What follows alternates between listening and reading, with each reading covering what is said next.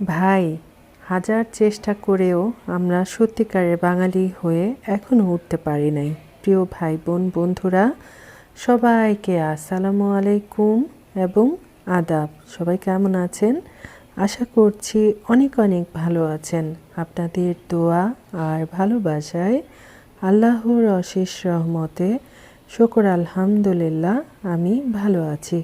আজকে লাল শাক রান্না করব, লেবু পাতা দিয়ে পোয়া মাছ রান্না করব, ডাঁটা আলু দিয়ে আবার মেয়ের জন্য ডিম ভুনা করব। তো যাই হোক, রান্না বান্না করতে করতে কিছু কথা বলি। গতকাল রাতের বেলা 11:30 থেকে শুরু হয়েছে ঠাস ঠুস ধারুম ধুরুম, মানে কি বাজে ধরনের একটা অবস্থা। ভেবেছিলাম এবছর বোধহয় আমরা এসব কাজগুলা থেকে নিজেদেরকে বিরত রাখতে পারবো, কিন্তু না। আসলে আমি ওই যে প্রথম বললাম, আমরা নামে বাঙালি, কাজে কর্মে এখনও বাঙালি হয়ে উঠতে পারি নাই। আমাদের কৃষ্টি কালচারের সাথে এইসব বিষয়গুলা কিন্তু একদম যায় না, তাই না? তো লাল শাক রান্না করার জন্য পেঁয়াজ রসুন এগুলা একটু ব্রাউন কালার করে নিয়েছি। যখন ভাজার একটা সুন্দর ফ্লেভার ছেড়ে দিয়েছে, তখন লাল শাক দিয়ে দিয়েছি, পরিমাণ মতো লবণ দিয়েছি। প্রিয় ভাই বোন বন্ধুরা, যারা আমাকে দেখছেন বা শুনছেন, সবার কাছে বিনীত বিনীত অনুরোধ থাকবে, অবশ্যই লাইক করে ভিডিওটা এনজয় করবেন। আর আমি কেন আজকে এভাবে কথা বলছি, কালকে রাতে আমি শুধু ভাবছিলাম, আল্লাহ আমার মা না যেন অনেক ভয় পায়, এত বিকট শব্দ। আমি যখন ঢাকায় ছিলাম তখন দেখতাম, মানে পাশাপাশি দুইটা এলাকা থেকে মানে এটা কম্পিটিশন চলতো, কারা কতক্ষণ ধরে আতশবাজি ফুটাতে পারে। তো কালকে ঠিক এমনটা মনে হয়েছে, আমাদের বিবেক বুদ্ধি বিবেচনা সব যেন মানে একদম শেষ হয়ে যাচ্ছে। মানুষ যেটা না জানে সেটা কিন্তু ধীরে ধীরে শেখার চেষ্টা করে। এতবার টিভি নিউজে বলা হচ্ছে গত বছর কিন্তু এরকম আতশবাজি থেকে অনেক বাসা বাড়িতে আগুন ধরেছে। তারপরে যে কী যেন একটা করে ফানুস ওড়ায়, সেটা থেকেও কিন্তু অনেক বিপজ্জনক ঘটনা ঘটে। তো আপনাদের সাথে কথা বলতে বলতে আমার লাল শাক রান্নাটা হয়ে গেছে। গতকাল রাতেই ঠিক করেছি আজকে এই বিষয়টা নিয়ে দুইটা কথা বলবো, যে আসলে আমরা নামেই বাঙালি, আমরা কাজে কর্মে কোনো কিছুতে আমাদের বাঙালির প্রতিচ্ছায়া বলে কিছুই নাই। আসলে মানুষ, অসুস্থ মানুষদের কথা চিন্তা করা উচিত, তারপর ছোট বাচ্চাদের কথা চিন্তা করা উচিত। ওরা তো আর জানে না যে এই নতুন বছরকে এভাবে আলিঙ্গন করছে সবাই, তাই না? আর এটা তো আমাদের নতুন বছর না, তাই না? আর কি বলবো জানি না। তো যাই হোক, যেহেতু আজকে পোয়া মাছ রান্না করব, মেয়ের জন্য ডিম আলু দিয়ে রান্না করে নিয়েছিলাম। আর এই ভিডিওগুলা কয়েকদিন আগেরই ছিল। তারপর চলে আসলাম ছোলা বুট রান্না করব আর কি, আজকে যেদিন রান্না করেছিলাম আর কি, সন্ধ্যার বিকেলের নাস্তার জন্য। আর পোয়া মাছটা আমি সব সময় একটু সব ধরনের মশলা দিয়ে, তেল মশলা দিয়ে কষাই নিয়ে তারপর পোয়া মাছটা রান্না করি। পোয়া মাছের এই যে একটা তেল আছে না, এটা আমার খেতে অনেক বেশি মজা লাগে। তো যাই হোক, যেটা আমি একটু রাগান্বিত ভাষায় বলছিলাম, আসলে এটা হওয়া উচিত না। সবার মধ্যে বুদ্ধি বিবেচনা এসব বিষয়গুলা থাকা উচিত। এত রাত ধরে, বিশ্বাস করেন, প্রায় রাত 1:30 থেকে 2টা পর্যন্ত একটু পর পর থেমে থেমে এরকম ধারুম ধুরুম শুরু হয়েছে। মাথাটা মানে চোখটা একটু লেগে আসে, আবার সাউন্ড পেয়ে আবার ইয়া করে উঠি। আর আমি হঠাৎ করে এ ধরনের ধারুম ধুরুম শব্দ হলে মাথাটা মনে হয় হ্যাং খেয়ে যায় আর কি। তো এই আর কি, এগুলো বলে আসলে কোনো লাভ নাই। যারা শুধরানোর তারা অনেক আগেই শুধরে যাইতো।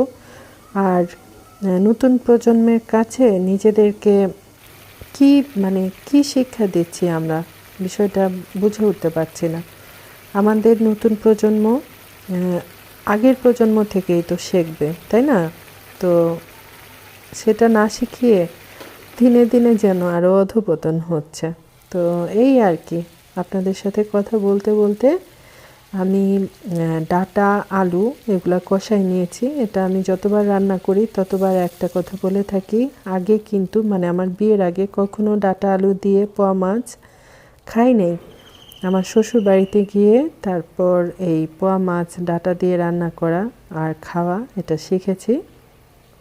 অনেক বেশি মজা লাগে।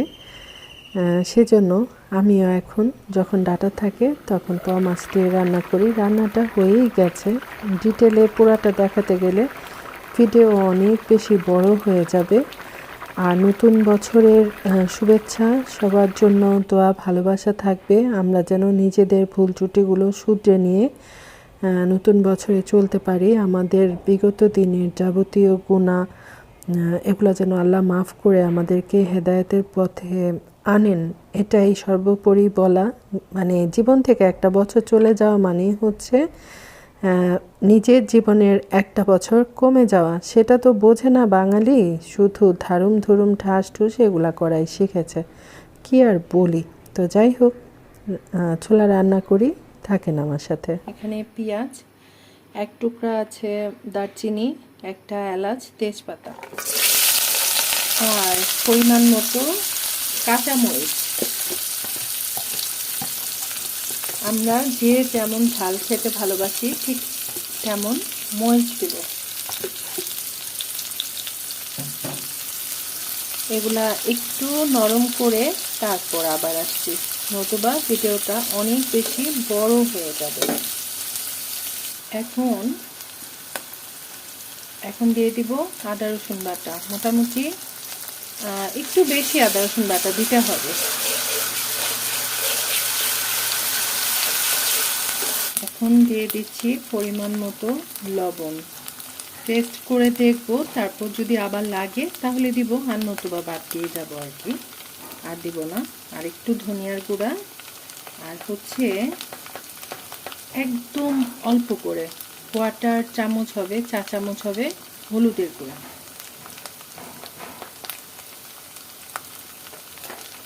ব্যাস, এই হচ্ছে ছোলা বুট রান্নার মশলা। আসলে বড় জায়ের বাসায় যখন যাই তখন খেলে আমি জিজ্ঞেস করি যে ভাবি কিভাবে ছোলা বুটটা রান্না করেছেন, এত বেশি মজা হয়েছে। তখন এই যে আমি যেভাবে রান্না করছি আমাকে ঠিক এইভাবে রান্না করার জন্য বলে আর কি। বলে আদা রসুন বাটাটা একটু বেশি দিতে হবে, একটু ভালো করে ভেজে নিতে হবে, আর কাঁচামরিচ যে যেমন ঝাল খেতে ভালোবাসে এই আর কি।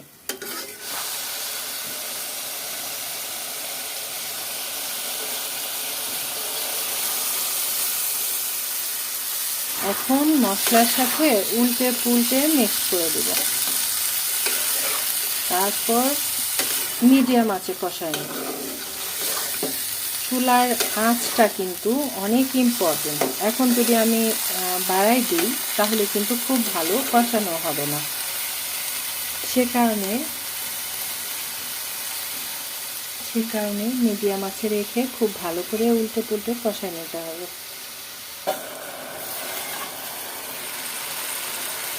আমি কিন্তু উল্টে পুল্টে খুব ভালো করে কষাই নিয়েছি। দেখেন তেলটা কিন্তু চিটচিট করছে। তো পর্যায়ে এসে কি করব, রান্না করার জন্য পানি দিয়ে দেব।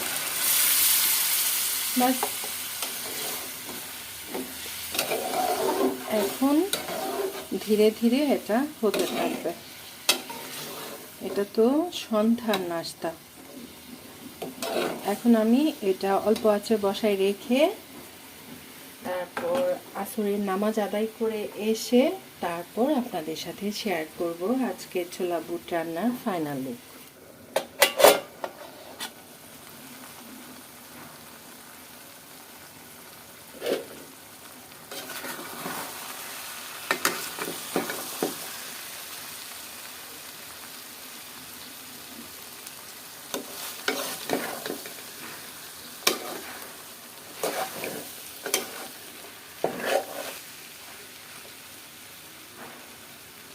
ছোলা বুট রান্নাটা হয়ে গেছে, এখন একটু সার্ভ করে দেখাই।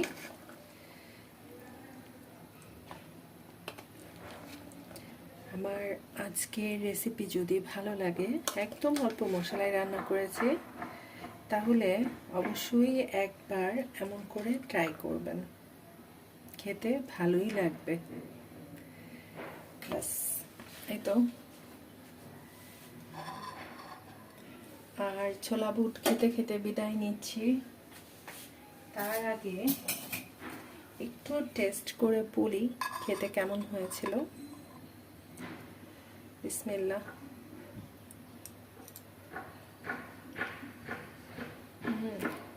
অনেক মজা। সবাই খুব বেশি বেশি ভালো থাকবেন, সুস্থ থাকবেন, আর আমার ভিডিওগুলা একটু বেশি বেশি করে দেখবেন, কেমন?